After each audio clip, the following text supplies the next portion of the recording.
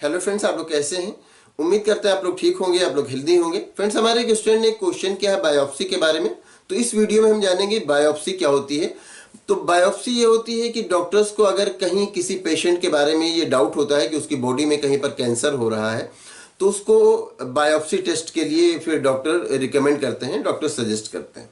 तो biopsy test में ये होता है कि जिस एरिया में जहां पर भी ये डाउट होता है कि यहाँ पर कैंसर तो नहीं हो रहा है, तो वहां पर उसके कुछ सस्पेक्टेड जो टिश्यूज होते हैं वो उनका सेक्शन ले लिया जाता है। मतलब वहां से कुछ टिश्यूज निकाल लिए जाते हैं, उन टिश्यूज को स्टेन किया जाता है और फिर उसको माइक्रोस्कोप में एग्जामिन किया जाता है।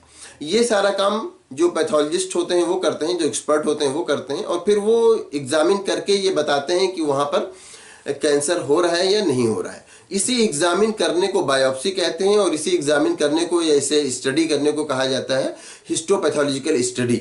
और इसको एग्जामिन करने को बायोप्सी भी कहते हैं और हिस्टोपैथोलॉजी टेस्ट भी कहते हैं। मतलब इस टेस्ट को बायोप्सी टेस्ट भी कहते हैं और हिस्टोपैथोलॉजी टेस्ट भी कहते हैं। तो बायोप्सी यही होती है कि जो सस्पेक्टेड टिश्यूज होते हैं उनका सेक्शन लिया जाता है और उसको माइक्रोस्कोप में एग्जामिन किया जाता है। माइक्रोस्कोप में एग्जामिन करने के लिए उसको स्टेन करना पड़ता है, तो उसको स्टेन किया जाता है, फिर उसको एग्जामिन किया जाता है, फिर उससे ये पता किया जाता है कि वहां पर कैंसर हो रहा है या नहीं हो रहा है। फिर उसके बाद उसका ट्रीटमेंट स्टार्ट किया जाता है।